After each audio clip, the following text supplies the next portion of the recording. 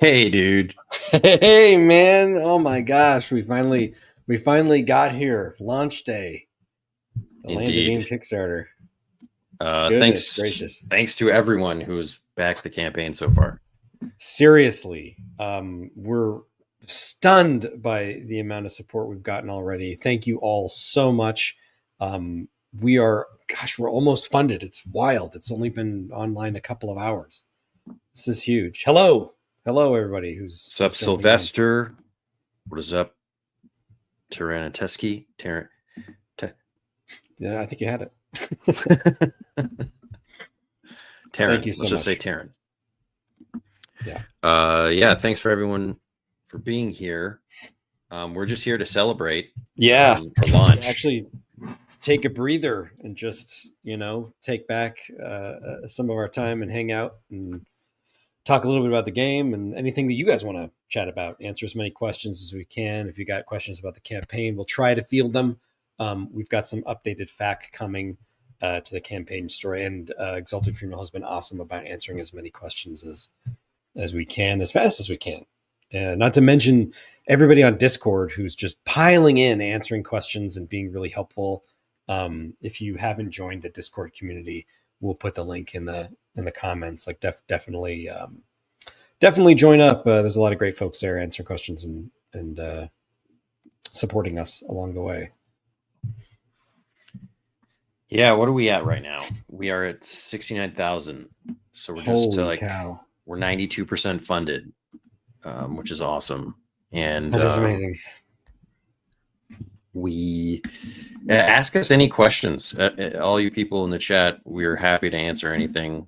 Yeah, we are. And, we've got so many stretch goals coming online, including, and there's been many comments about this, the George Higgins hex is confirmed and real, and we want to unlock it. Welcome, Citizen Snips. What's up? Citizen Snips, pillar of the community on Discord. Indeed.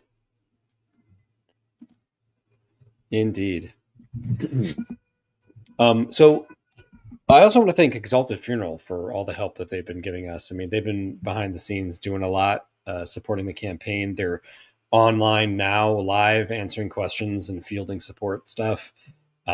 We've seen a flood of people come to the Land of Eem website and download the Quick Start Guide, which is amazing. So if you're new to the Land of Eem, definitely check out landofelem.com. There's a lot about the game.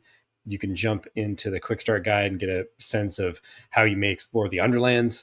And if you got questions about the Dungeoneer Adventures Beginners game or Rickety Stitch or Dungeoneer Adventures, we're totally here for you to chat and answer those questions too. Hello, Paul C. Welcome and thank you. Yeah, it's always a huge push to get a Kickstarter out the door, and I think there's always it's like putting out a new book. There's always going to be some typos, so there's a few little oversights here and there. Mm-hmm. When you put out a Kickstarter, oh, maybe we need this add-on, because someone asked about it. We didn't, no one on the team thought about it. There's always that type of stuff. So there's probably going to be a couple little additions over the next, however many hours, days. Indeed. Guess who's been playing for hours? That's amazing. Sylvester asks, is the Dungeoneer Adventures Beginners game compatible with the Mucklands? Well, the short answer is they're not directly mechanically compatible, but there's so much material that can be used that I think it'll blend pretty seamlessly. That's why we released Underlands with the Dungeoneer Adventures, so that you could use the mechanics in Dungeoneer Adventures and pretty seamlessly engage with any of the sandbox material. So you would definitely be safe to be able to play with the Mucklands. It's all intended to be one big happy family. Yeah, it's basically the sandbox is a collection of adventures that are quite similar to how the Mucklands and the Underlands presents quests, but with more structure. So you could easily use all of these quest hooks and stories to run your own, Dungeoneer Academy themed campaign in Land of Eem. That would be no issue. Yep. And vice versa. If you are playing the Land of Eem core game and you wanted to do a Dungeoneer Adventures campaign, the Academy Sandbox that comes with the set would very easily port so that you could utilize all that material to play as students or professors or however you want to do it.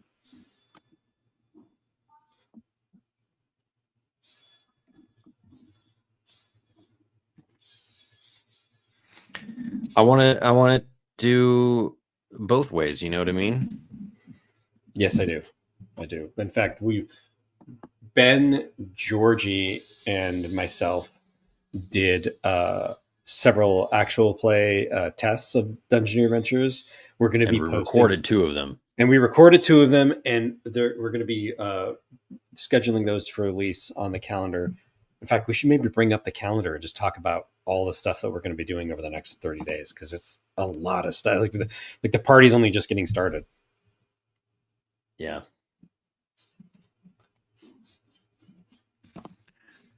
All right. Well, thank you so much. That's high praise. We really appreciate you supporting the game and getting into this world. It's awesome to see people explore it. Yeah, thanks so much. Ben's bringing up the community calendar, which is also on the live story page. If you scroll down to the bottom, there's a community calendar as well as links to how to get to the YouTube and the Discord. Yes, clickable. So yeah, we got our launch party today. Tomorrow, we're going to do a little bit of more of a deep dive into how to play Dungeoneer Adventures, just go over the basic rules. Yep. And field any questions along those lines. And, we could also cover that a little bit today if you have specific questions. June 20th, we've got a new... Could you scroll just a little bit? I can't quite see it on my screen. It looks... I could bring it up on mine too, if need be.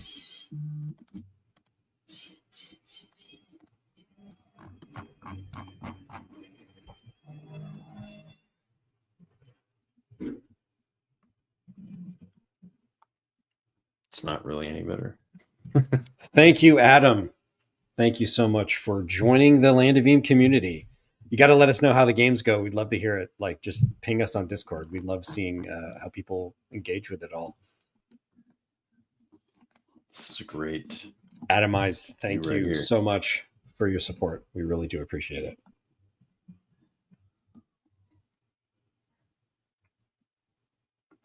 Okay.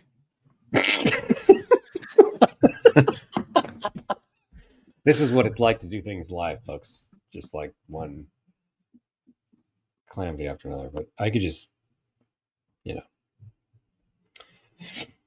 community calendar. Yeah. So, June 21st happened. I changed it back because you weren't showing anything. What do you mean? It wasn't showing the community calendar at all. I saw it. Really? Yeah. Do you not see that? I don't see anything. Do you guys see the community calendar?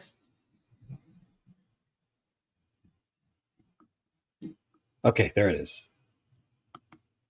It says back this project. It's a little wonky to read, but it's because I'm zoomed in like 400%. You guys can follow along on the Kickstarter if this is okay. So on June 21st, it's supposed to say Gamelandia. It's not Gamlandia. That's one of those typos we talked about. The Land of Legs. June 21st is free RPG day, and Land of Eem, we've got a zine, a double zine paired with the Monty Python RPG. And yeah, we're going to be at Gamelandia in Palo Alto, California. Yeah, they invited us out to do a signing of the books and just talk about the game. They're actually going to run a Land of Eem game as well, and we're going to be hanging out with folks to help them create characters. So if you are local to the San Francisco Bay Area in California and would like to come say hi and hang out and get some free RPG swag, we will be at Gamelandia in Palo Alto, and we'll have a link to the location details, and we'll also share it in our Discord too. So anybody that happens to be around can come say hi. Yeah, and also just I would say go out and try to find that zine at a game store. Yeah, your friendly local game store. There's some resources online if you Google Free RPG Day to find out who may have some stuff, and it could be your local, which would be great.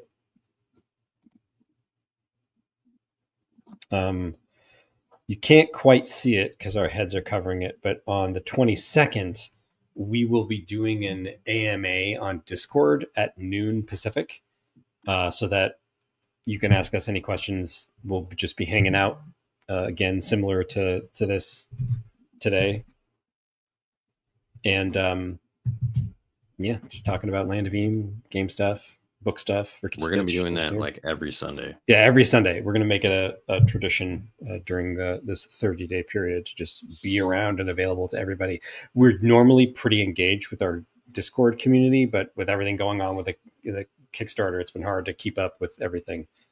But like I said, it's a really nice, sweet community. Everybody's really helpful and great. And, you can thank folks like Citizen Snips and Paul C. and many others, many others, for always being there to be helpful. Then you got the rest of the week where like the actual play for Dungeoneers that we did with George. We'll post that on Monday. Then Tuesday, we're doing an interview with DM Tales live on his live stream, and we'll have the details for that posted as well so that you can come visit and say hello. We're also, throughout the month, we're going to be doing some spotlights on some of the artists and writers that are working on our game. So first up, we've got Peter Simon, who you may know from our actual play game, and he's also one of the artists of NPCs on both the Mucklands and the Underlands.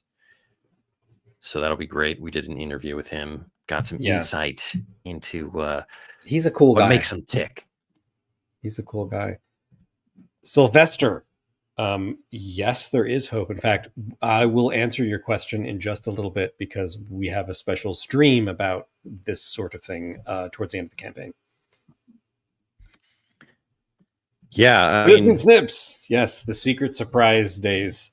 No spoilers yet. Going back to Sylvester, our dream, the Underlands is a little different because you basically have to stack the maps on top of each other. But our dream is to have this connected maps of like the entire Land of Eem, like all realms put together. You could put them in, some sort of rectangle and build out an entire Land of Eem. An entire that is our goal. Planet Eem. Well, it would be the continent. Ben hates it when I say Planet Eem. I can, for years, I always can just say it, and I know that it'll bother. Welcome, Emily. That's fantastic. That's awesome. That is awesome to hear. Thank you. I'd love to hear more about your adventures. Let's see, where were we?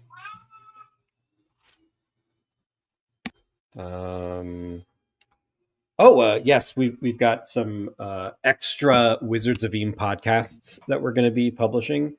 We're going to be talking about the failure mechanics in the Land of Eem and why we embrace failure in TTRPGs, as well as what it's like to craft a TTRPG that's geared towards kids, coming from the lens of Land of Eem. Paul, I don't know if they're going to make tables that big. I think you got to go to like A mead hall or something. Mead hall. Yeah. Got to go to a mead hole. Just get a couple of picnic tables. That I can't wait for that. People like playing a super game where it's like a tiered, many maps laid out. Yeah, this is like the what we were talking about on Discord with the wormwood. Like, Yeah. Elf will release the long table. Yeah, the long table. It's 30 feet long. And it's $30,000. Oh, can you even imagine? Is the stream glitching for you? You are glitching. You are glitching for me. I don't know. Like, what do you say, folks? Or is it a little glitchy? My internet seems to be not great right now, which is perfect. Perfect timing. Perfect timing. It's perfect timing. On Saturdays at our regular time, we'll be playing our Land of Eem actual play, Buddy's Millions. So if you haven't seen us actually play our game, we're very much we're not YouTuber actual play people. It's just our actual game. And so it's it's as raw as it gets, really. But okay, perfect. Paul C confirms. We've got a little bit of glitchy on Ben's side, but his audio is fine. So you can hear his wonderful buttery voice as Ben Costa takes us through the Land of Eem. Yeah, I'm sorry. It's been like this for a couple days. It's great. Let's see. Can you scroll down, Benjamin? No. Thank you, Sylvester. I'm glad you're enjoying it. Let's see. June 29.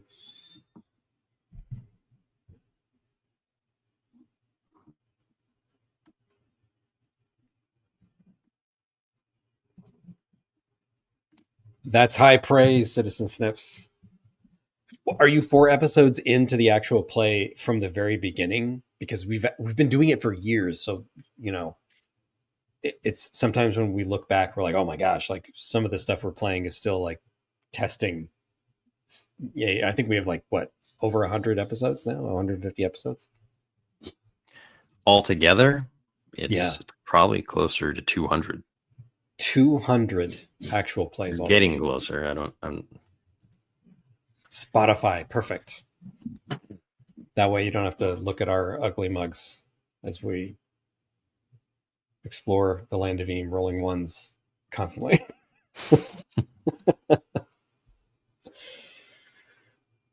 Let's see. Can you scroll up on the calendar, Master Costa? Up or down? I'm sorry.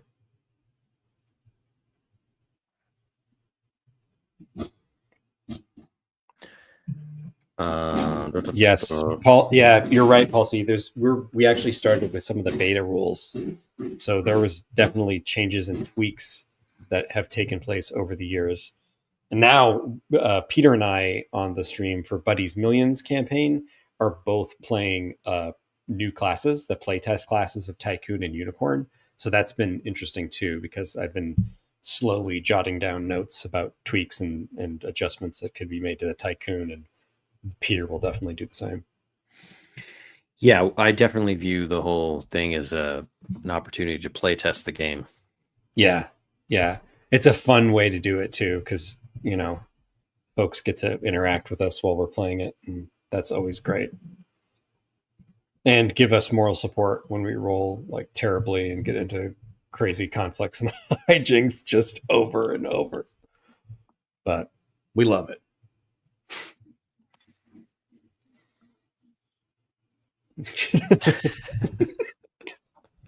I could see NPCs in Eem playing a tabletop game where everyone, the human, has to work a regular job. Gosh, that's a really good idea. Let's do it. We'll release an entirely new in-world RPG, and it's basically just The Office. It'll have its own mechanics. that are Yeah, different from the Land of Eem. totally different. So you have to learn 2 games at once to play it. Deep tabletop. Yeah, the only way you can really like get into your character is if you play the games that your character is playing.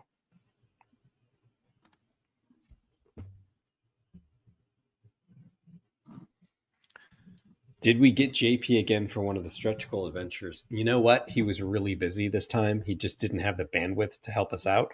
But we are going to be chatting with him as one of the events this month. Yeah.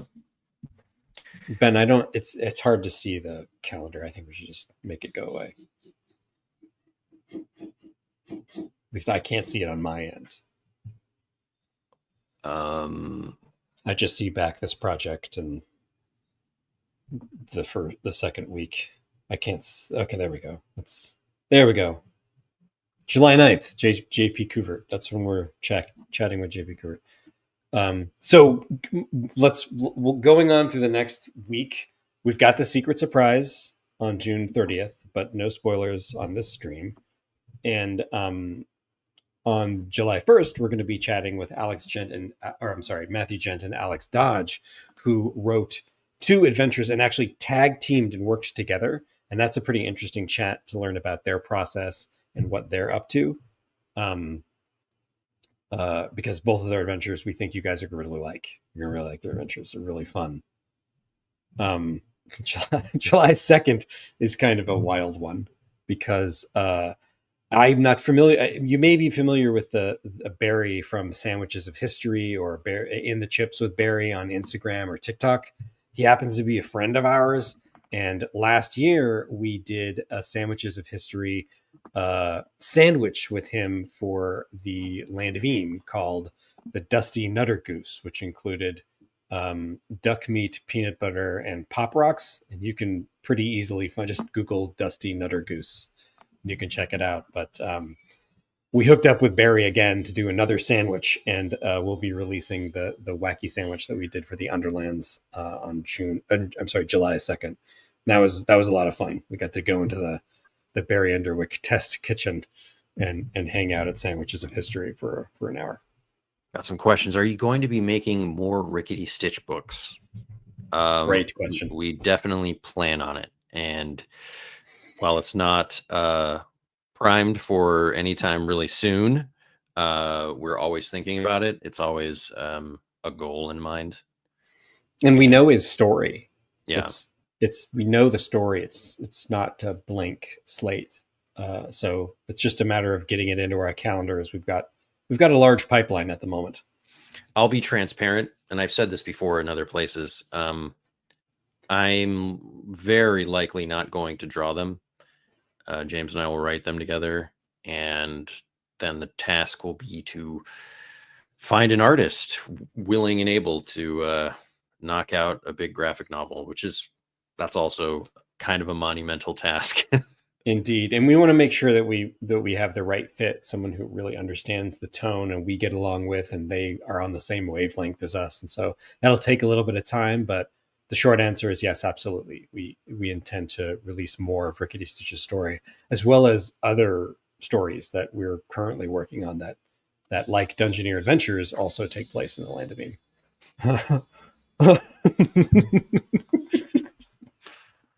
Rolling to see how well your character rolls. Now that's a game right there. Paul, that's inspired, man. That's inspired. Will there be a Bestiary Volume 2? Absolutely. We're still fine-tuning exactly how we're going to compile everything. But all of the creatures and critters and adversaries in the Underlands will be going into Bestiary Volume 2. As for what else is going, we're not exactly sure. It's going to be like how many sandboxes we're going to compile into one. We're thinking maybe just 2 or 3, and then we add some exclusive ones to the Bestiary, like the new volumes. We would tackle it in a way so that we could make creatures available earlier, but then for ease of use for other sandboxes or your own adventures, having them compiled in the volumes makes it nice to know, like, okay, they're all in here. I don't need to go fish through, the Underlands to find an additional 40 creatures. So that's kind of the plan. And it's also we get the question about when we're going to print the Mucklands Adventures and the Mucklands Random Encounters book as well. And we do intend to do that. It's just not quite ready yet. We're not there yet, but those we do intend to release in print.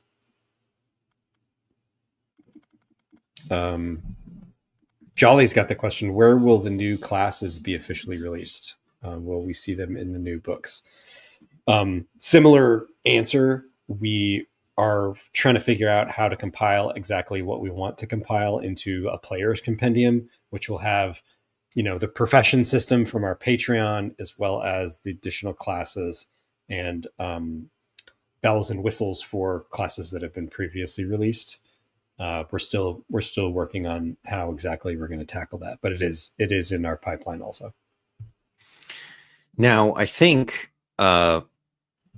along those same lines, not classes, but folk, we will probably have a couple folk in sandboxes just because we're always introducing new ones. Mm-hmm. But we also intend to do a big compendium probably alongside the classes with all the folk that we've been putting out on Patreon. There's like 30 of them right now. For anyone who is unaware, we have a Patreon where we have like tons of new content that we're playtesting. If you're interested, high school, I had a friend who played a skeleton bard. It's amazing. That is amazing.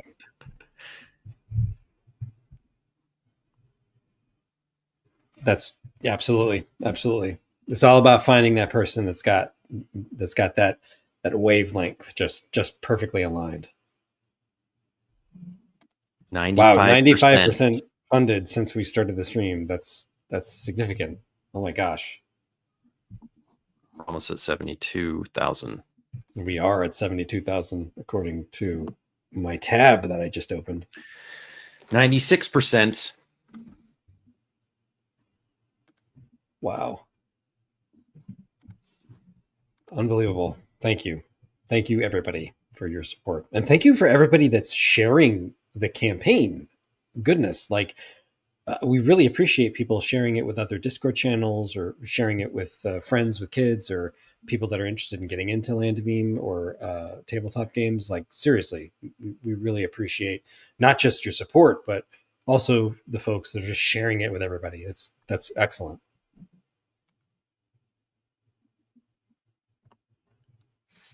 Yeah, I agree. We can't thank you guys enough. Also for just hanging out with us right now. Yeah, for real. It's great to hang and connect and take a breather. Citizen Snips, yes. I think it is totally cool that's exactly what we were thinking, essentially. Is like pepper in the folks so that people can have access to them and play them, because they will be introduced as sandboxes come out, but also compiling them so that there's one place to just pull all of that information for creating new characters and stuff. That's I would like that personally, and so I think it's a great way to do it. Yeah, and so the players can buy player compendiums, and they don't have to buy sandboxes, and yeah, which is something I have done even for games I don't actively play. Like, I was telling Ben, like, recently I was in a used bookstore and they had the old I've got several of the old brown cover second edition player and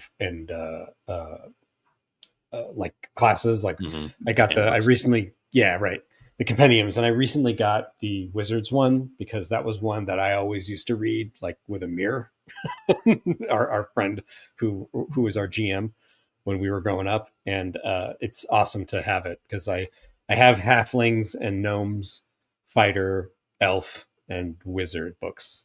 I don't have the dwarf one, which is, my actual favorite, but one day I will find that dwarf book and it will adorn my shelves. I got them all on PDF.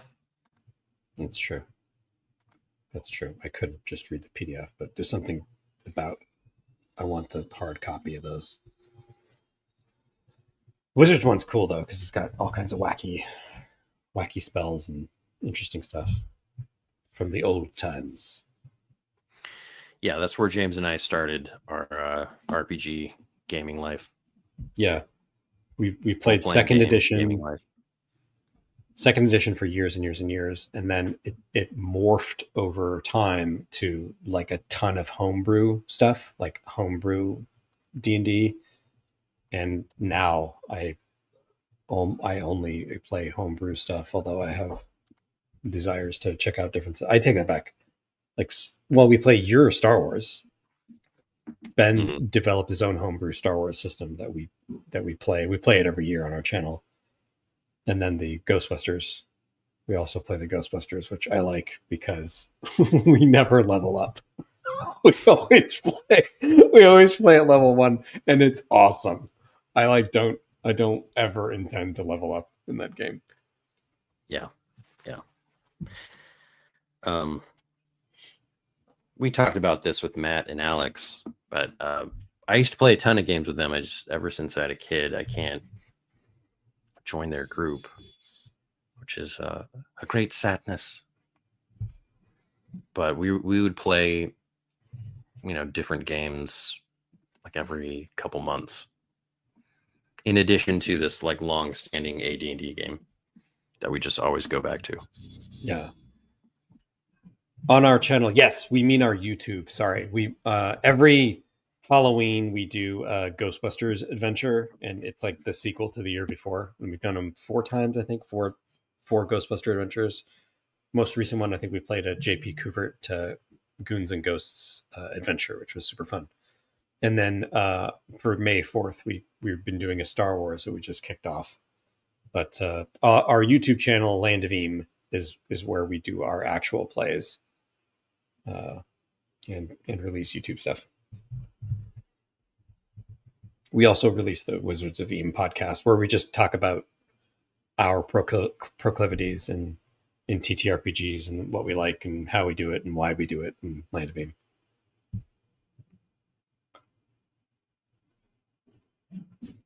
No problem, Citizen Sips. No problem. Oh, I was muted. Speaking of the podcast, we've got a July 3rd podcast about how balance is overrated, which is sort of a theme of Land of Eem. We don't really think about balance in terms of adversaries versus PCs.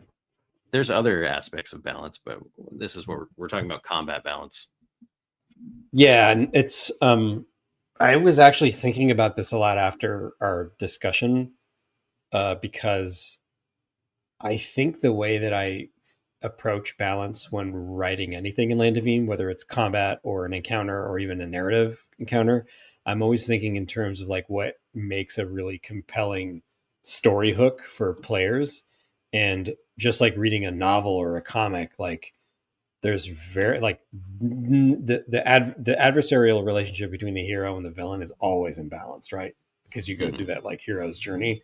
And I don't care at all about balancing things. I like it to be stacked against the player, and that player being thrust into situations that can only be solved by like heroic levels of creativity, which is like the core of the dice mechanic, the core of the Land of Eem. And we get into the details on that in our podcast. Thanks, Paul. Yeah, thank you. Appreciate that.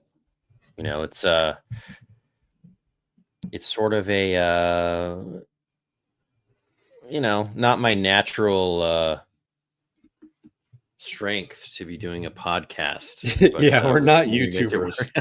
We're not YouTubers at all, but it gives us a place to share some of the just the place where a lot of Land of Eem comes from, and to like discuss our thought process a little bit as to why decisions were made, and to geek out about it too, because it's fun to dig really deep into individual concepts and just poke at it until new ideas come along. You're touching on something very It seems to happen all the time with the stuff we make in general, that like it's not always what it appears to be on the cover. Like everyone always thinks Rickety Stitch is just for little kids. It's really not. It's like more all ages. I would consider it, 10 and up. And our game, we love the cartoony aesthetic. We love Muppets in a perilous, Lord of the Rings-esque type world.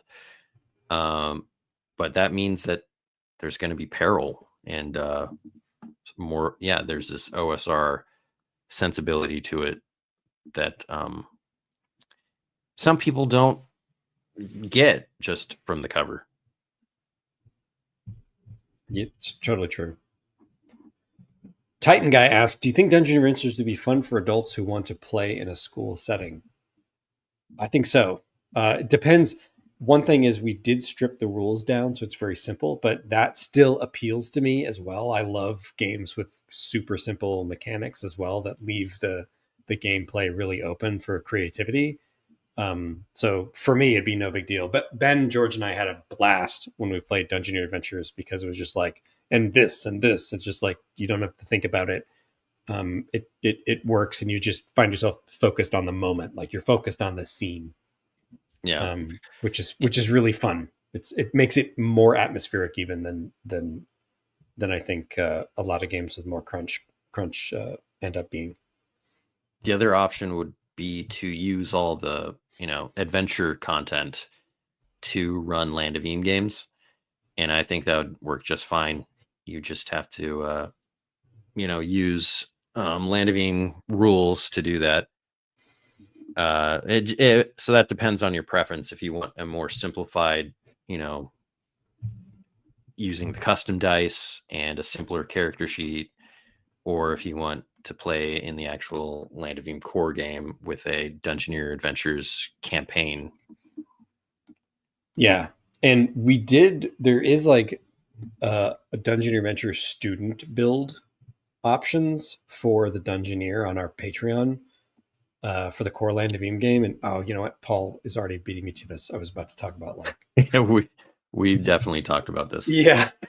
Paul, you're in my brain. Paul, he asks, is there a teacher class for Dungeoneer Adventures? And that's something Ben and I have talked about, like having a Dungeoneer options build to make a professor at Dungeoneer Academy, which, we got to do. It's like, that's too fun. We got to do it, Yeah.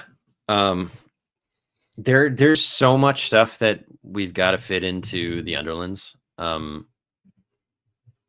So some of these things I hope are not on the cutting room floor, but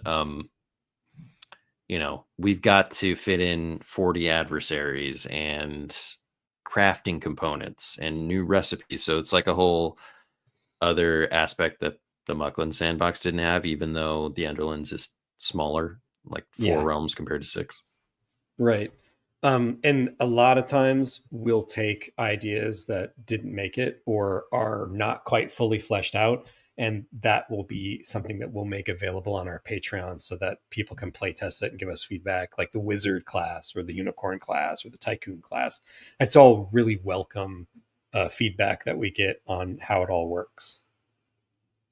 And I imagine the Dungeoneer Professor will be similar. Sorry, my dog keeps wanting to go in and out. That's okay. Go get Bug. Go get a little Bug over there. You know what I mean? I'm a huge fan.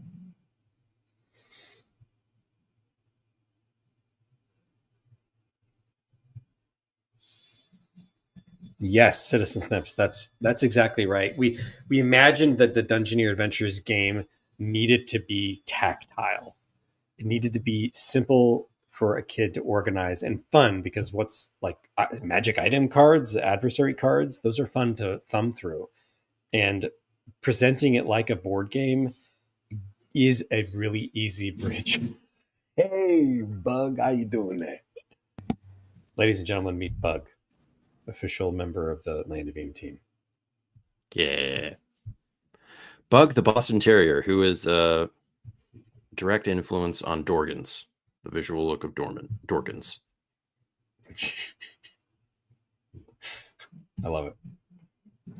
Ooh, Paul C asks, with crafting components and recipes, will there be any duplications or substitutions for stuff that can be crafted from either sandbox's components?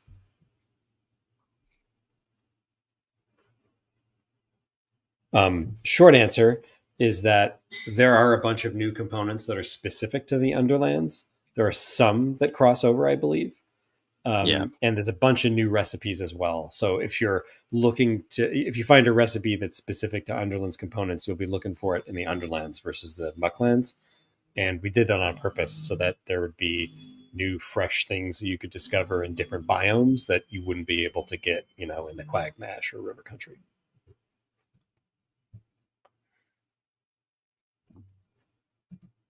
Nice, Sylvester. Yeah, the cards are really fun. We've already gotten really positive feedback from kids on the cards. It's great to have a magic item card, It's like, there's my character sheet. This is my equipment. It's easy and fun. Yeah, and a lot of those, I would say most of them, and even the ones that have mechanics, probably easy to, do a quick port over to Land of Eem. But a lot of them you could just use straight into Land of Eem, the item cards. Yeah.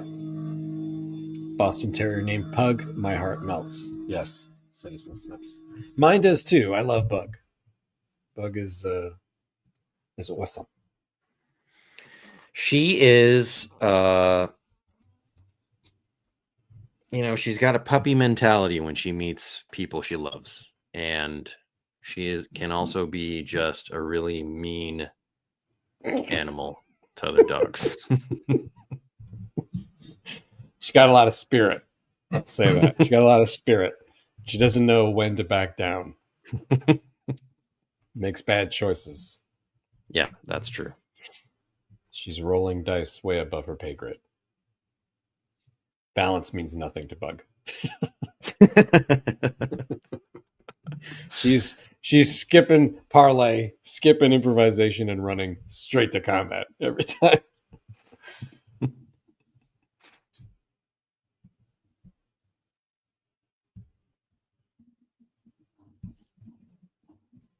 Thank you, Paul. Yes, we are thrilled by the response to the game so far, and the Kickstarter. It's like almost unbelievable to us. 97%. 97% of the way there. Gosh, we're like within striking distance of hitting our goal on the stream, which boggles my mind. It's wild. It's wild.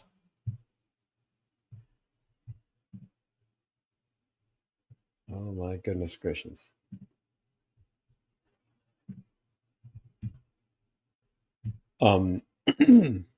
We haven't got that many questions about the special dice for Dungeoneer Adventures, and I know we're going to talk about that tomorrow, sure. But I think it's worth mentioning that one of the reasons we made custom dice for the game was to simplify it and to make it so that you could just visually understand one of a few outcomes, so that kids could get a thrill that they were successful or that there would be a twist. Sorry, I'm tending to some Kickstarter time-sensitive things. No worry. I'm just trying to get all to the comments and questions. Yes, thank you so much. I love hearing that you're running it for your 10-year-old. That's amazing. Thank you. Thank you for your support so much.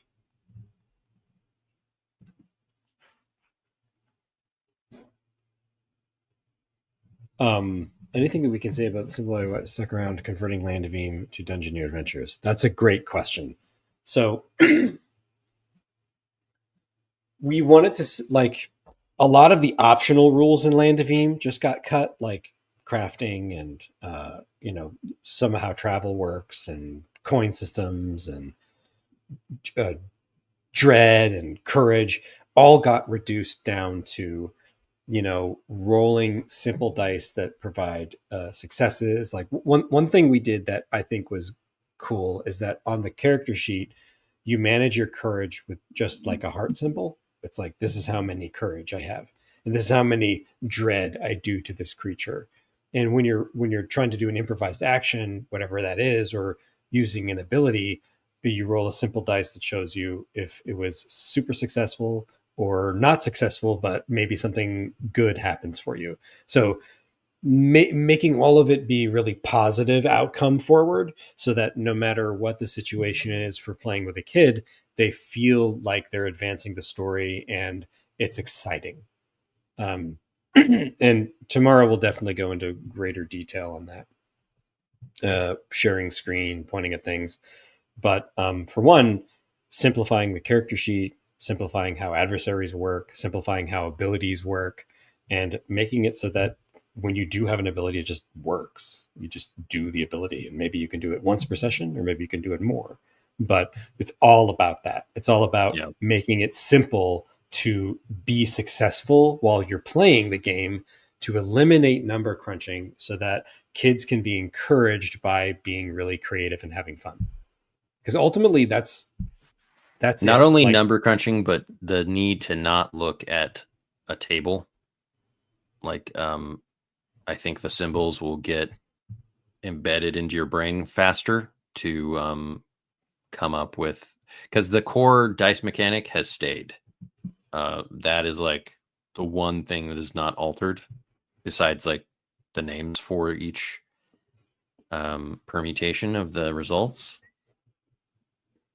So, but yeah, as James was saying, everything else has been streamlined, tweaked, pared down, so it's faster at the table. Don't worry about rations or traveling or anything like that. It's like getting quick to the action. Yeah, quick to the action, quick to the engagement. Paul C has a great question about the die expressively indicating success. Does that reduce variation between characters? Go ahead. I mean, there's like two answers to this. There's like the die types, because there's two, and then there's also the difference in abilities, like the choices that you have with your abilities, because that's like the biggest difference. Yeah, I mean, there is a reduced variation between characters because it's a simpler game, but basically how it works is you start out with 1 green talent die and 3 yellow skill dice. The talent die is better, and it has more success on it than the yellow one. Odds of success on the yellow one are lower. You get more green die as you level.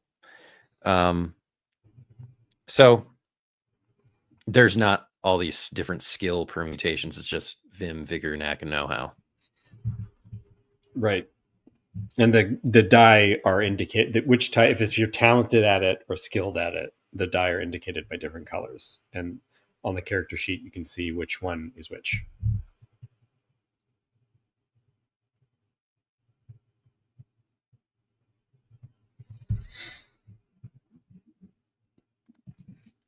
Oh, sorry. Have you done any play testing with kids yet? How's that gone so far?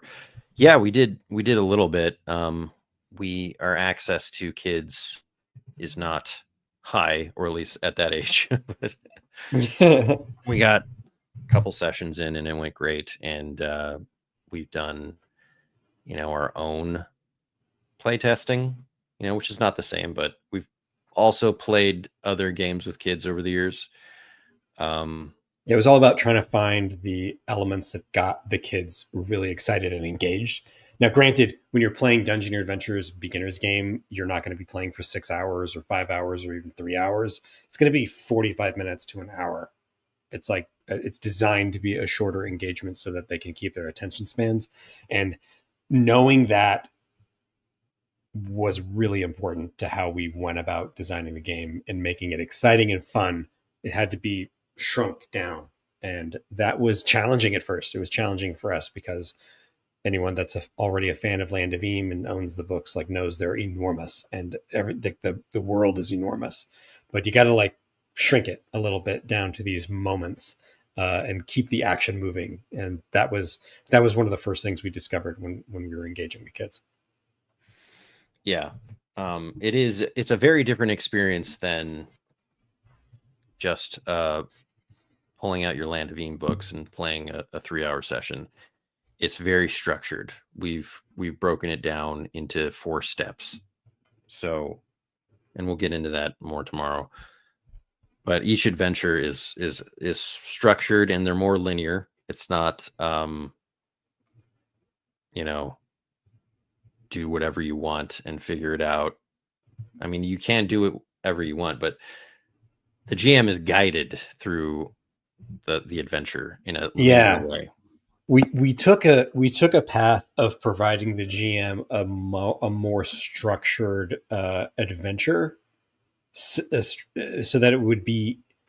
I don't want to call it railroading, because it isn't, because there's all the creativity that Land of Eem has baked into its mechanics for being successful, but it basically outlines the adventure a way a story might be outlined. Like, here's your introduction, here's the clues that could be discovered, so that you've got really tangible resources for running the games with kids, and can which will partially help you wrangle a group of kids that are their attention spans are lower, and so actually railroading isn't as awful as it is for adults. It's sort of necessary. It depends on what you like to do. It depends on your gameplay, but structure is actually excellent for children when you're playing a TTRPG, and we also learned that pretty quickly. And so we provided a little bit more a structure for the adventures that I think parents, educators, or anybody running a game for kids will appreciate, because I know that I do.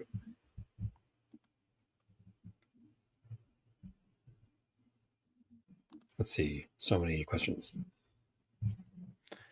The face conflict mechanic. It is looser, not as structured in Dungeoneer Adventures. So there, it does not have the phases.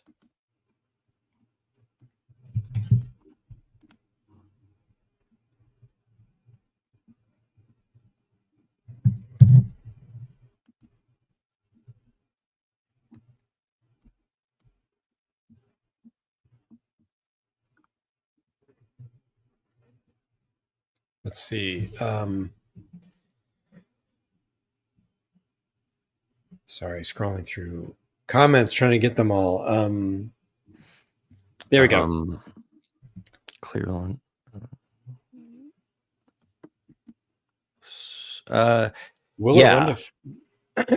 Short answer is yes. And sorry, go ahead, Ben. You're delayed for me. I don't mean to talk over you. Sorry, I was just going to say it's recommended for up to 6 players. You could do more. The reason it's 6 is because the core game came out with 6 classes, and I don't think it's ideal to double up on classes, but that's certainly possible. Yeah, there's enough of variation in the abilities. Like, I forget someone on Discord talked about this at length, on how there's enough variation in the abilities that you could make some pretty different, you could have 2 knight errants that were like different enough from each other to feel it in game. But there's definitely people on Discord that are also running large games, like large pickup games. And, if you're looking to try it out, there's people running games all the time on Discord. There's a whole channel for it, and recommend checking it out.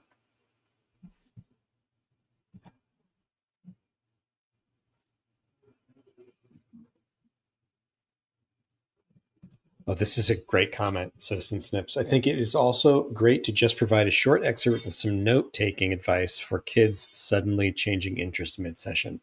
Yeah, like in the book, we do have some tips for how to run games for kids, but I think like a collection of community advice would actually be pretty great. We'd be happy to make that available on the website, where it's just pile on a bunch of advice for running games for kids. Like, that would be really helpful.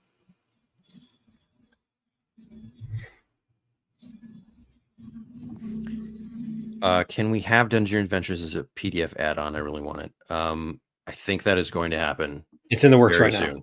Yeah, it's in the works right now. Don't worry. We got you.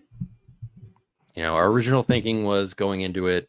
It's like, so, you know, we thought the physical experience was very important with the dice, especially, and all the components. But I think there's an audience, clearly, we're discovering, that is interested in the PDF. Yeah, and in the book, there's a conversion table for a regular D12, so there's no worries that you need the custom dice. But we'll definitely let everyone know when that's ready. Yeah, there is a conversion table.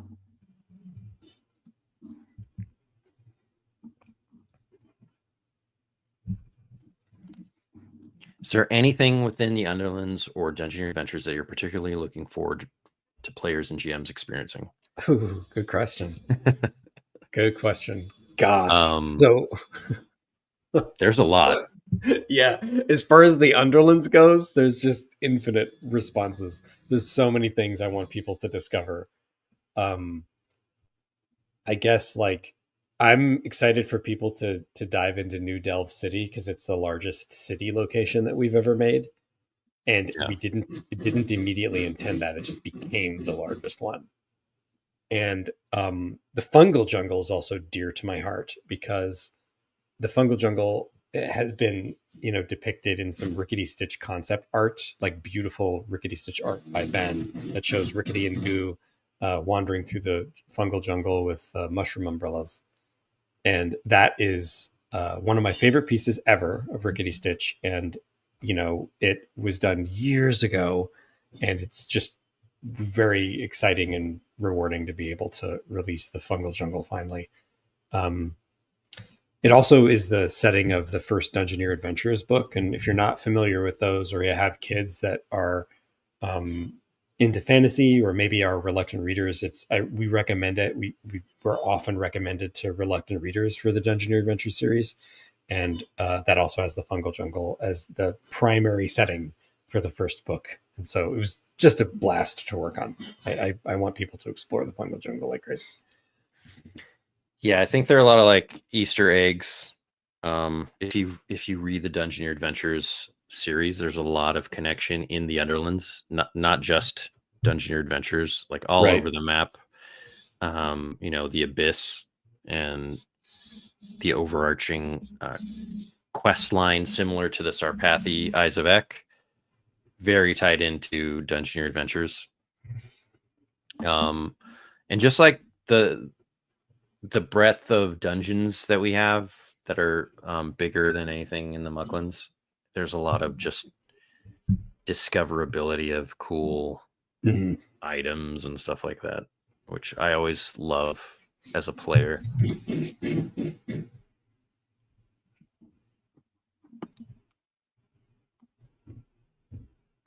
One thing that's cool about Dungeoneer Adventures is there's a custom fungal jungle map that I'm not even done yet. I've inked it, but I'm not done coloring it. But it's sort of like it's based on the Underlands map, but not exact because it's a point crawl / labyrinth, which is really cool. I have to call this comment out because it made me laugh while you were talking. Is July 4th a celebration of the invention of the tube steak or something? Nakadonkey tube steak. Come on. No, it's just 4th of July. People will be at barbecues in the United States. And so we don't have any specific things going on that day. But back on the 5th, we'll be playing the Buddy's Million actual play on our YouTube.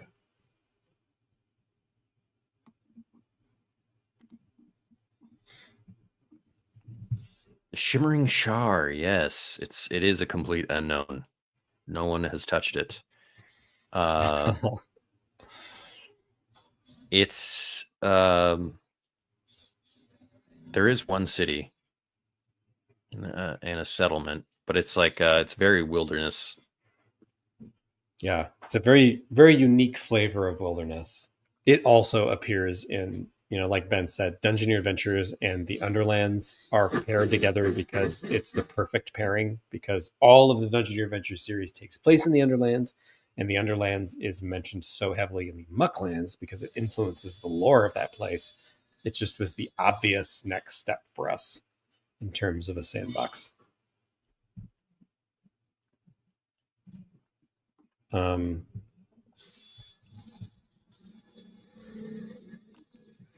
we going to get new classes in the new books? There won't be any new classes in this book. We are going to collect all those and put them out into a player compendium at some point. There's no timeline on that, but yeah, that's the plan. That is indeed the plan. Let's see. We're week of July 7th. Is that where we are in the calendar? That's the 98% funded. Oh my gosh. Holy cats, you guys. This is wild. This is wild. Unbelievable. Let's see. What's actual play? That's right. The second actual play for Dungeoneer Adventures we're going to be publishing on July 7th. So you can see another session where we playtest it with Georgie, our beloved Georgie from the live stream actual plays. Sorry for those of you that don't know, George is one of our closest friends who has been deeply involved in playtesting so much of Land of Eem that we call him the chief playtester. And he is always with us on the actual plays. And we of course, we play Dungeoneer Adventures with him. On July 8th, we're going to chat with Exalted Funeral. Ben and I are going to do a little interview with some folks at Exalted Funeral and show a little bit of behind the scenes of what it's like to actually produce the Land of Eem and what the process was. Do Dungeoneers cap at level 5, or is that just the pre-gens? Yeah, they do just cap at level 5. That is about 13 adventures played. You can sprinkle in other adventures between them, but they're special badge adventures that once you complete them, you earn a badge. That's sort of like XP. You earn the badge of the class that you're taking. And if the game's a success and we want to support it with another like expansion of Dungeoneer Adventures, we could easily just add more levels. Yeah, but there's a lot. It is in the box. Yep.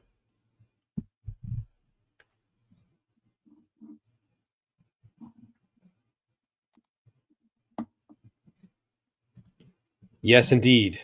Thank you for mentioning the Patreon. There's a lot of material there that we are workshopping and testing, and we do absolutely intend to polish it and compile it for future books. I'm just curious about what other classes are being talked about. Well, we'll definitely be talking about that as well soon. We can give a little hint now. Well, one of them 14, is week 14. We're doing a whole stream on it. If you recall,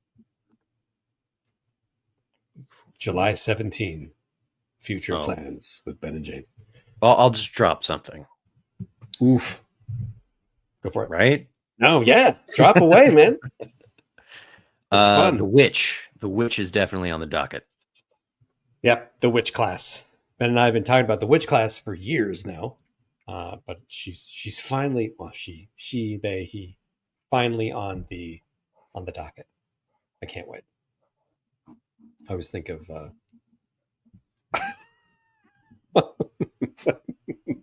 policy. It's great.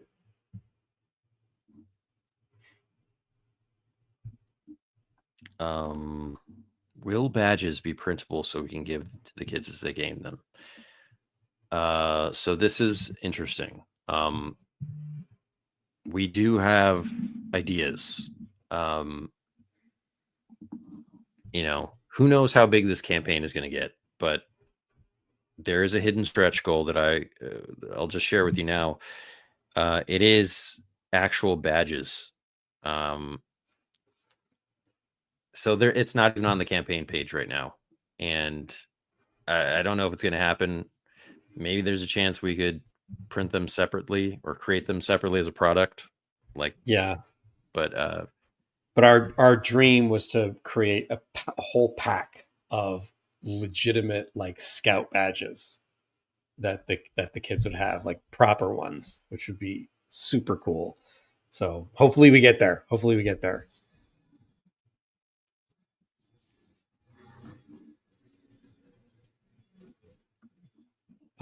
Let's see. We talked about we mentioned this earlier, but we will be doing a hangout with JP Couvert. He's a pal of ours who does amazing work. If you haven't already checked out Dragontown, oh my gosh, it's like a great addition to the Land of Eem. It's perfect. It's all the tone. It's great. I love it. Love that product. And JP did some adventures for us in the first campaign that we ever ran, and they're often some of the most recommended adventures. And so that's super fun. And we're just going to be hanging out with him, talking about his process, our process, and all things Land of Eem and Dragontown. Yeah, that's true. JP's Patreon is amazing. It is amazing. He's putting out zines every single month, and they're just high quality. Going back to, the idea of moving on beyond level 5. That's exactly kind of what we were thinking. You've played at least 13 sessions to get to level 5 of the Dungeoneer Adventures RPG. Maybe your kid or you are wanting to see what Land of Eem is all about at that point, and graduating into the big wide world.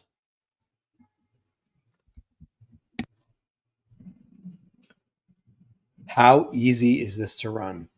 The kids want to play something, and I just stumbled onto this, not very creative and a bit intimidated by DMing or RPG or DMing an RPG. Totally get it. I totally get it. One of the things that Ben and I really focused on and continue to focus on with all Land of Eem is to make sure that GMs are taken care of and that there is plenty of material to make it easy to run through the games. And specifically for Dungeoneer Adventures, the way we structured the quests are so that you've got a linear story structure to follow as well as options when the kids are getting creative, so that a lot of that pressure can be taken off of you. And a lot of the creative thrill can be shared with the kids because the game's designed to let them provide a lot of wacky ideas and suggestions for how a story might go forward. So the whole point was to create resources to make it easy for parents, educators, or anyone to run games of Land of Eem in a structured, fun way for kids.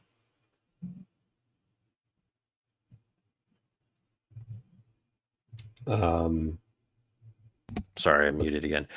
Each adventure is structured in a way that is easy to understand and repeatable for you to make your own adventures. So you've got your objective.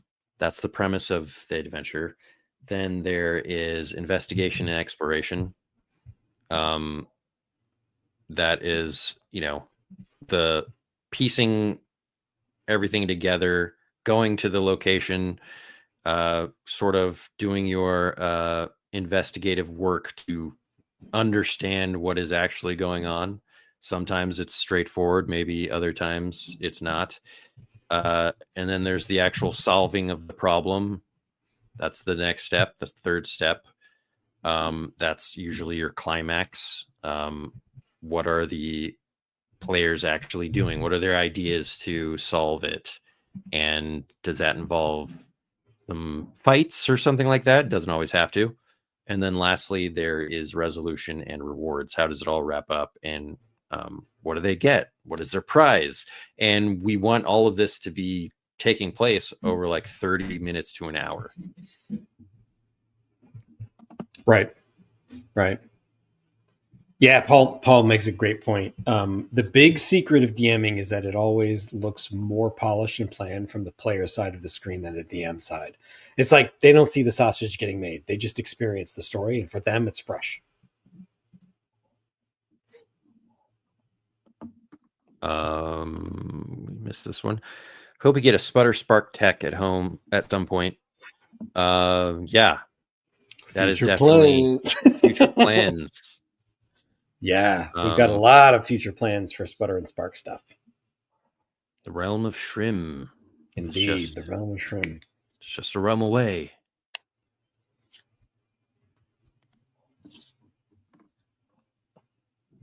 Let's see. July 10th, Ben and I are going to be hanging out in the evening for an art stream.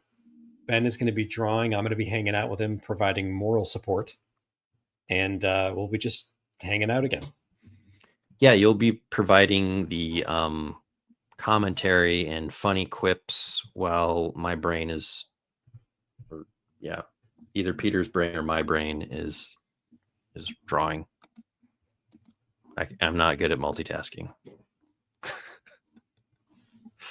Breaking news. We are 100% funded for the Land of Eem Beginners game. This is amazing. Holy cats. Wow. Holy cats.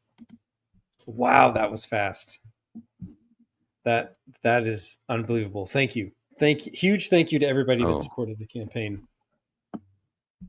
It's amazing. That is awesome. It is amazing. Look at that. Amazing. Look at that. Wow. We did it, dude.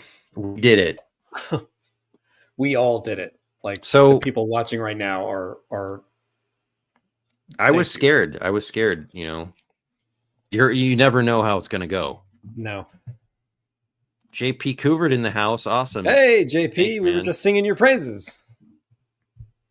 JP. Yeah, JP. I can't understate how much everyone loves your Land of Eem adventures. Yeah. Thank you. Thank you, everyone. Thank you, everyone.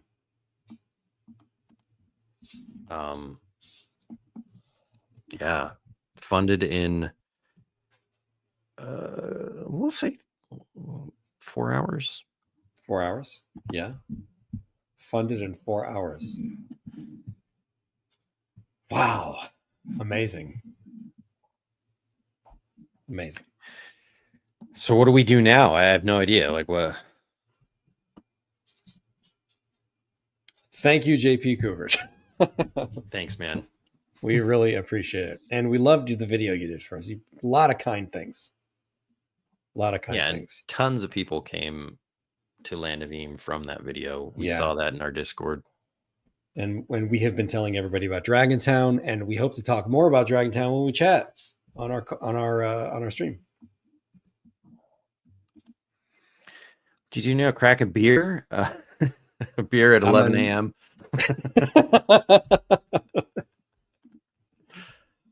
Tell you what, I'm gonna go dig up a Nakadonkey tube steak, maybe a cup of Nort's noodles. Some in the backyard. Buried some in the backyard. They're very good aged. Yeah, Nakadonkey tube steak.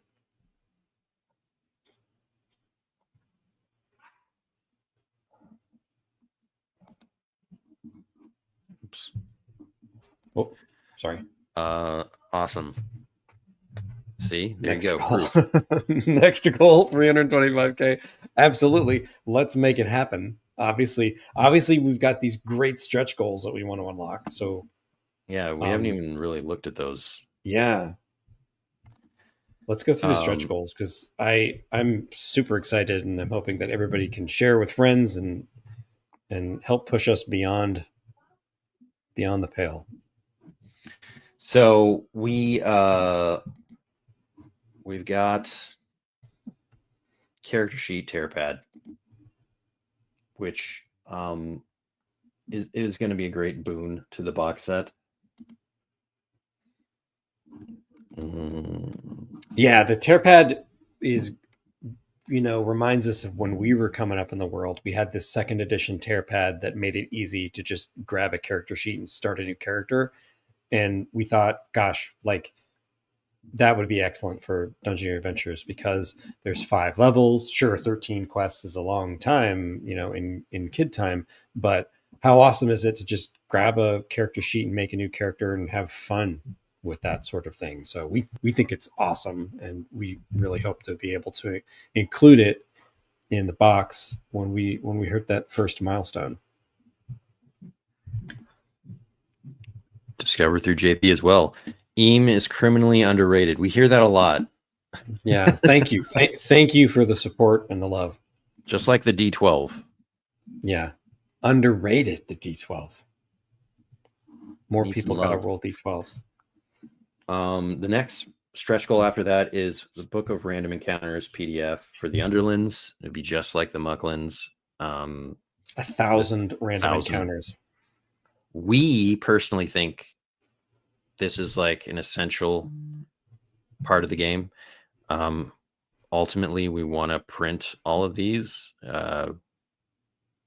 Now is not a great time to do it with tariffs, but it's not. It's on our mind. It's something we're gonna do. It's just a matter of the right timing.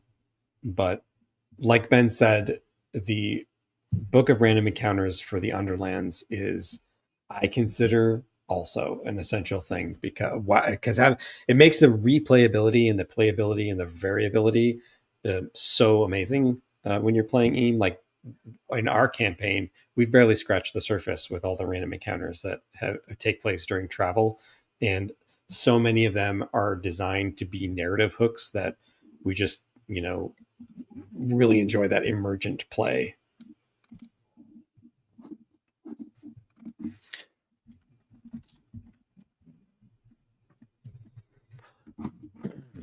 Yes, Citizen Steps. The D12 is it's exactly. Having its day. It's having its day. We will make the D12 rise. Well, Daggerheart already did that better than I guess they did that. That's true. That's true. Yeah. They also named themselves Daggerheart when we already put that in the sandbox as Daggerheart Pirates. Yeah, Daggerheart Pirates. What the heck, guys?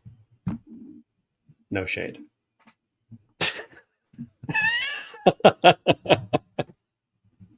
Sorry.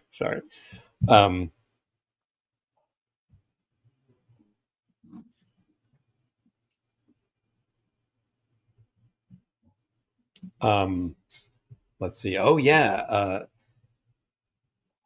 Oh gosh, so many comments. It's $5 somewhere. They based it off of Eem, surely. So as we travel down the road of the stretch goals, 150K, more adversary cards, doubling it, in fact, which is huge. Yeah, 30 additional adversary cards is a big thing. We absolutely hope that we get there. And then we've got 175 Adventures in the Underlands. It this time 4 adventures, one by us, which is rather long, and Matt Gent and Alex Dodge, they tag team 2 adventures, and they're really awesome. And George Higgins, our best bud, he did an adventure that's really cool, which is it's got a lot of ties to some cool lore stuff. Yeah, it's probably got the most lore ties, like most official lore ties of any adventure that's been made so far, right? Easily. I think so, yeah. Except for our stuff. Except for, well. Sometimes I forget we exist. But excited about this one. Matt and Alex and George are all personal friends of ours. Like this whole book is made up of people that are in our personal RPG groups. And we did that absolutely on purpose. We wanted to work with the people that we've been playing with and who really understand us and the world and who were there for a lot of the playtesting of Land of Eem. So this is a really fun one for us. And for the people that have been asking, yeah, they're all right.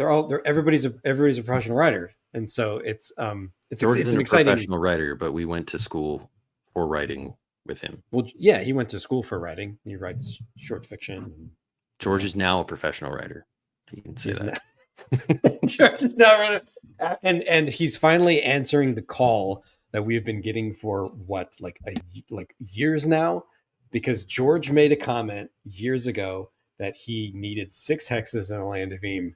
And ever since, we've been getting people requesting his hexes in the Land of Eem, and this is the first.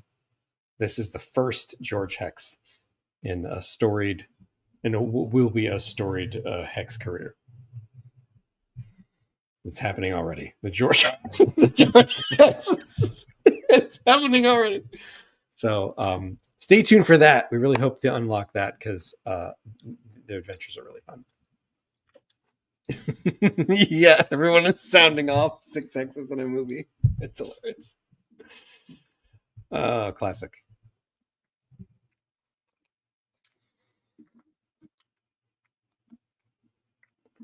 Yeah, that is a good point.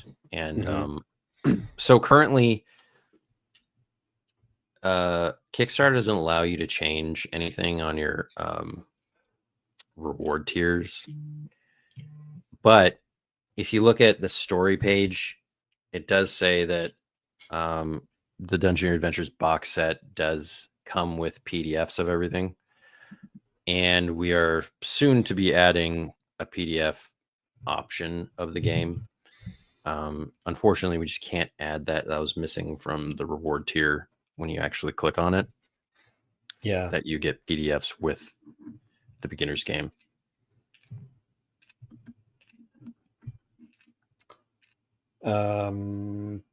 What's next? What do we got here? You can see the meeples there and the additional item cards. Yes. Let's see. Got the additional item cards, doubling it again. So now it goes to 60. So it'd be really awesome to get to that point. Yes. And I think a lot of people want the meeples.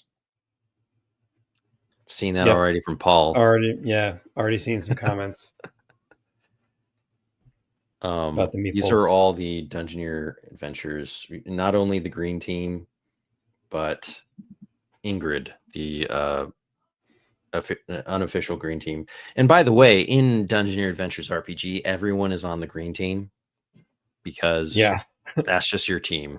That's just your team. We wanted everybody to be on the green team so that they could be on the same team as all the heroes of the book series. And if you play the heroes, you're Coop Cooperson. That's an option. I need the Ingrid meeple. Yeah. Ingrid's interesting because she's also the favorite character of our editor at Simon & Schuster. She loves Ingrid. Yeah. She was fun. And she kind of just came about organically. Yeah, she did. She came about organically, and then she ended up being like a fan favorite and one of our favorite characters to write. Yeah. All right. Then next, so many favorites. 250K would be Land of Eem digital music soundtrack. Yeah, this is a new one for us. This is a new one.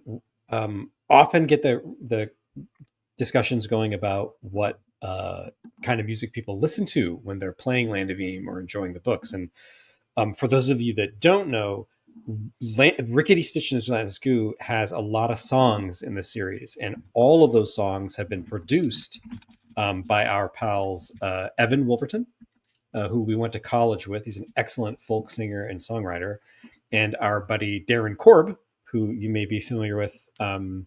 He does the music for super giant games like Hades and Bastion and Pyre.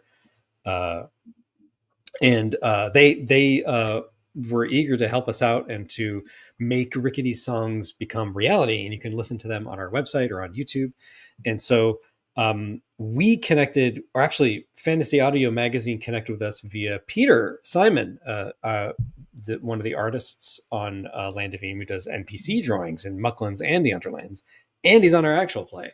And it kind of organically came about, and we connected and partnered up to do some like dungeon synth-esque music in the flavor of Land of Eem, and we will hopefully unlock this album.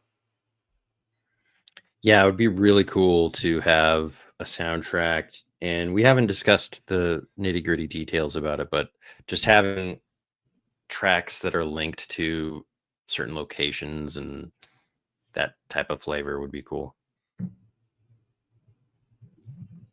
Awesome. Thank you, Sylvester. Yes, the road to Eppley slaps.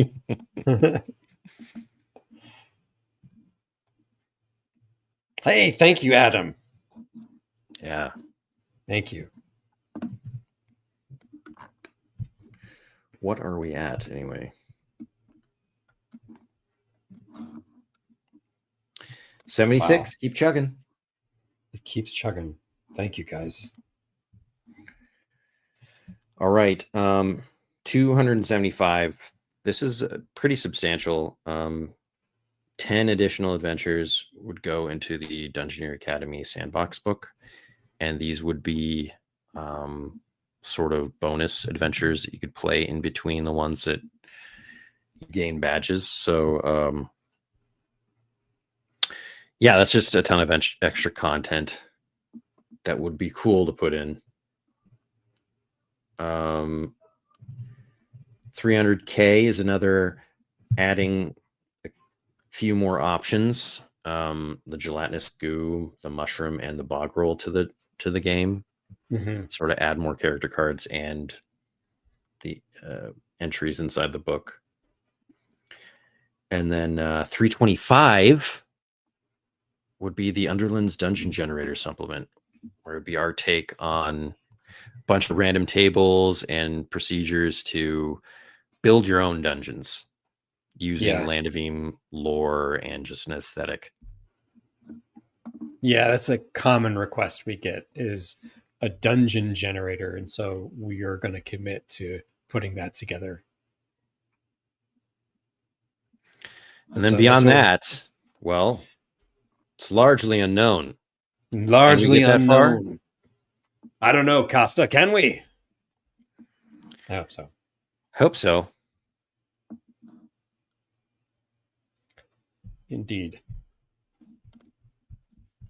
Yeah, adding thematic music to games in the background is, it always seems to coincide with the action. Like, yeah, right.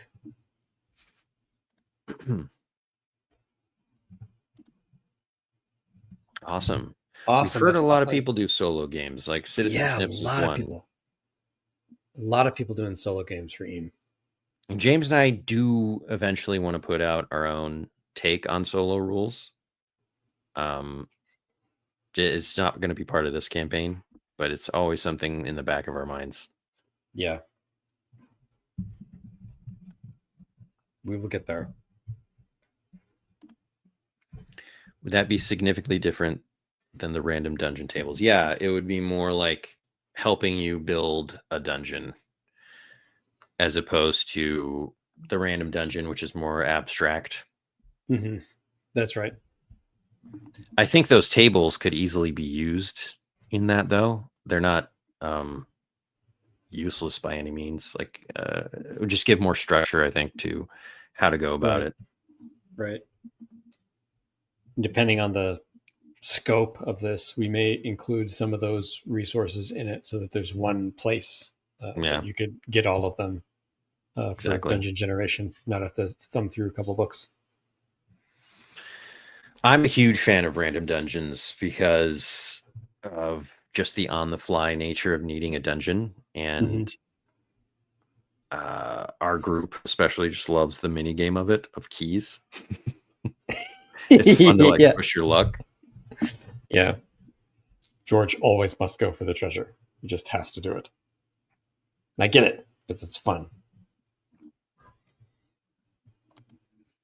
Citizen Snips, thank you. Thank you for speaking the gospel of Eem. Yes. The Gospel of Eem. Yeah, thank you so much for everybody that's been sharing it. Like I said at the beginning, like on Discord, people have just been sharing it with other Discord groups that they're in. They've been sharing it on their social media, and that kind of support we didn't really expect out of the gate, and we really appreciate that because it goes a long way. It really does. It's probably one of the reasons we were able to fund so fast. It's because people shared it. So again, thank you guys. Yeah. Well, did we finish? Maybe we didn't finish this. We're almost there. I think we have a week left. Art stream with Ben Costa. That's where we left off. Then we've got, let's see, the Buddies Millions and the Discord Hangout again. We are going to do that Monday. We're going to do an actual play recap with George and Peter, where George will take us through the notes, like all of the minutes from our adventures, and we'll reminisce on stuff that we've forgotten about from years ago. And I'm looking forward to that because it's going to be just a really fun stream to do. I wonder how we're going to do that. Don't know either. I really don't know either. It could take years to recall it, but maybe I'll connect with George with some ideas, and we can. I mean, we could certainly recap the current campaign in a timely fashion. That's true. That mimight be a better idea than trying to do the whole thing. Unless people want to be streaming with us for 6 hours. Because that's how long it'll take. July 15th, secret surprise. No spoilers on the stream, but we're gonna announce a secret surprise on that day. So stay tuned. And then, of course, we're doing another writer spotlight with Georgie. Where we will go through his process and methodology for approaching the very first hex of the 6 hexes in a movie. And then 17th, we got future plans where we'll dig a little deeper into and actually share. Yeah, we'll share a lot of the plans that we have for Land of Eem, because those of you that have been following us and playing the game and with us since the beginning know that we have enormous ambitions for supporting the game long term. And July 17th, we will officially talk about a lot of those ideas. And so stay tuned for that. Then the last day of campaign, we'll just be streaming kind of like this, sort of just hanging out. And then the next day, a crab is going to eat us all. Right at the moment of truth, we'll be attacked by. I'm just realizing, James, did we make a mistake? Possibly. With the.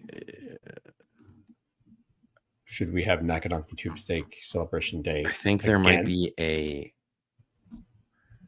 Is there a 19th? Does this end on the 19th?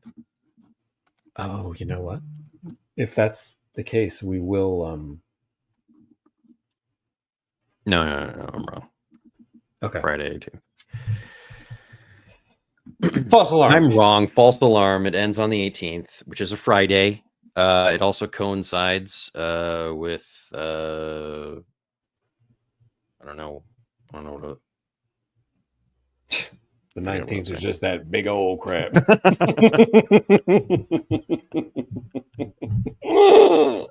That's amazing.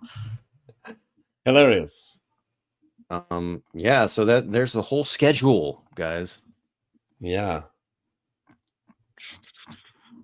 So thanks again. I think we'll leave it at that. I cannot thank you guys enough. I mean, I can't believe that we funded while we were streaming. That's amazing. Yeah, it's incredible. Incredible. Thank you for all your support. Thank you for sharing it with friends, family, Discord channels, social media. That's huge. And let's get there. Let's see what we can. Big Orch. I'm not sure what that was referencing, but I love it. I love it too. That's my favorite. Let's finish out these questions real quick. We'll have to check on what geomorph tiles are. I'm not sure if we're gonna go that deep into like tiles or more focused on written procedures and tables, but we will work it Yet out. to be known. Yet to be known. We'll have to. We've got a ton of ideas. We just need to organize them. Thank you, Paul.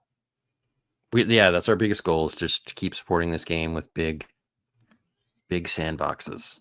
Yeah, just tons of tools for GMs, for players, for solo play. That's our goal.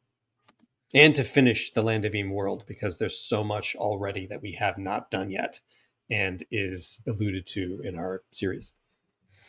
Thanks for hanging out, JP. Yeah, Awesome. JP, thanks for stopping by, man. And have fun. Wait, what is Origins this weekend? Have fun at Origins. Yeah. Thank you. Thanks a lot. We appreciate all of your support. You guys are awesome. Thanks, folks. This is great turnout for the live stream. Remember, everybody, Paul C. needs his Ingrid people. Keep sharing the campaign. Awesome. Origins, yes. Yes. Find a JP Couvert at Origins. Yes. Go support JP. He's amazing. All right. Thanks a lot, guys. And we will, of course, be around a lot. We're going to do another one of these tomorrow. Mm-hmm. We will be around, and we're looking forward to hanging out and seeing how far we can take the campaign and unlock these stretch goals. So let's rock. All right. Until then, bye now. Thanks a lot. Take it easy, guys. Take it easy.